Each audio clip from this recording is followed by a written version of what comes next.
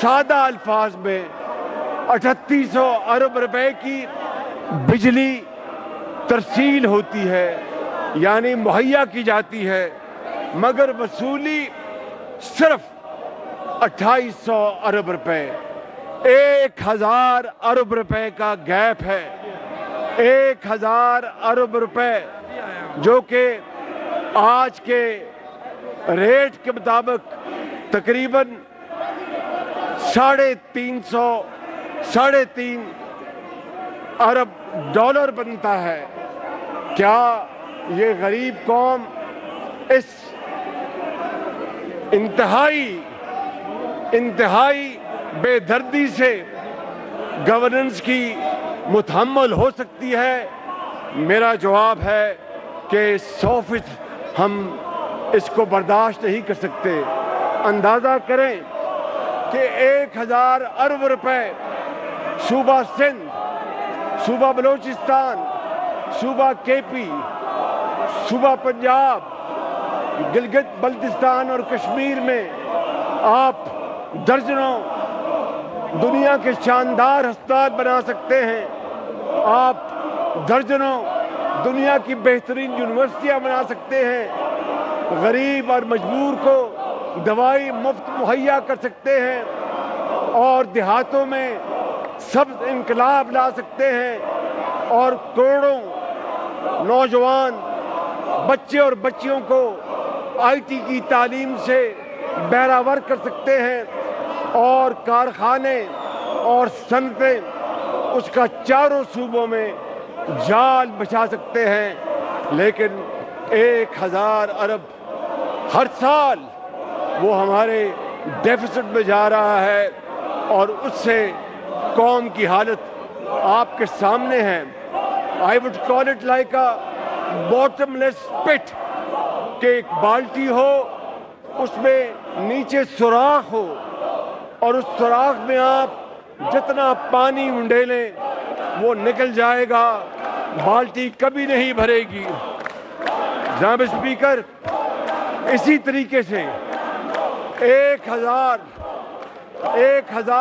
ارب روپے کی سبسڈی دینے کے باوجود تقریباً سال کا 500 سے 600 ارب روپے کی بجلی چوری ہوتی ہے۔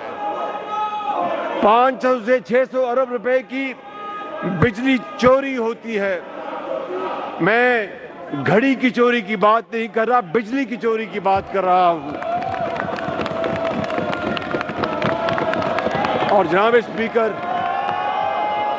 اسی طریقے سے گیس کا گردشی قرضہ وہ 2900 ارب روپے پہ پہنچ گیا ہے، 2900 ارب روپے پہ، اور اس کی وجہ مہنگی LNG اور گیس چوری اور گیس کی ڈسٹریبیوشن کا نظام، تفصیل میں نہیں جا رہا۔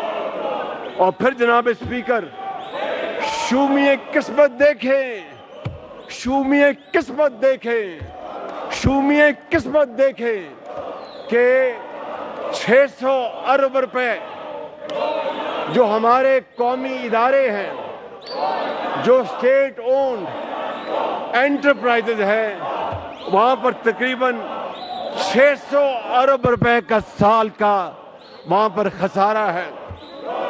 کیا یہ قوم، غریب قوم، یہ برداشت کر سکتی ہے؟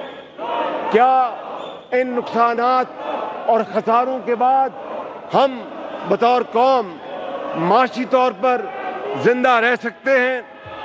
اور ترا یہ ہے کہ PIA کا پاکستان انٹرنیشنل ایئر لائنز جو 60 اور 70 کی دہائی میں اس کے بارے میں مشہور تھا، great people to fly with, آج جو اس کا حشر ہو چکا ہے۔ ایک پچھلی حکومت کے ایک صاحب نے PIA کے بارے میں جو زہر اگلا، اس نے پوری دنیا میں PIA کو بین کر دیا۔ اس سے بڑا قومی جرم کوئی اور ہو نہیں سکتا۔ تو PIA کا جو آج قرضے کا جو حجم ہے وہ 800 ارب روپے ہو چکا ہے۔ اب بتائیے کہ جناب اسپیکر ان دل خراش واقعات اور ہوش ربا نقصانات کے بعد آپ یہ کہیں کہ یہاں پر ترقیاتی اور عوامی محبود کے لیے ایک نئی اینٹ لگے، تو میں سمجھتا ہوں کہ یہ پھر ایک دیوانے کا خواب ہے، لیکن اس کا حل موجود ہے۔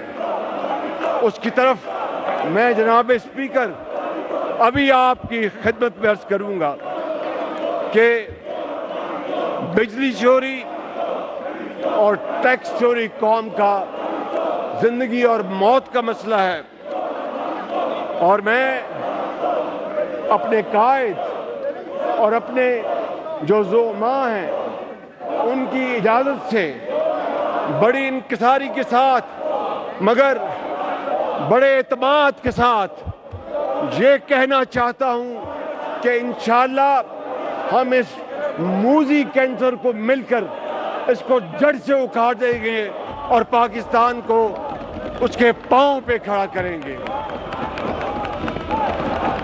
مشکل ضرور ہے لیکن nothing is impossible if there is a will to do.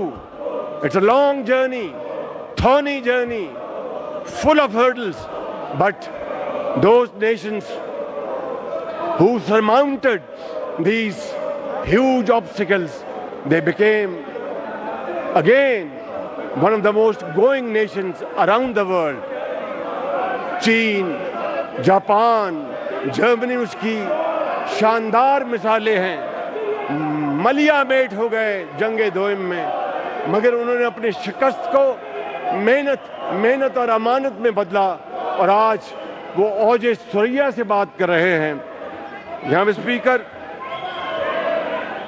میں یہ کہنا چاہتا تھا کہ اس بجلی چوری، گیس چوری کا سارا بوجھ غریب آدمی اٹھاتا ہے، یتیم اٹھاتا ہے، بے روزگار اٹھاتا ہے، ایک بیوہ اٹھاتی ہے، ایک برتن صاف کرنے والی، رزق حلال کمانے والی ایک عورت وہ اٹھاتی ہے، اور غریب آدمی یہ کہنے پر مجبور ہے مٹی کی محبت میں ہم آشفتہ سروں نے، مٹی کی محبت میں ہم آشفتہ سروں نے وہ قرض اتارے ہیں جو واجب بھی نہیں تھے۔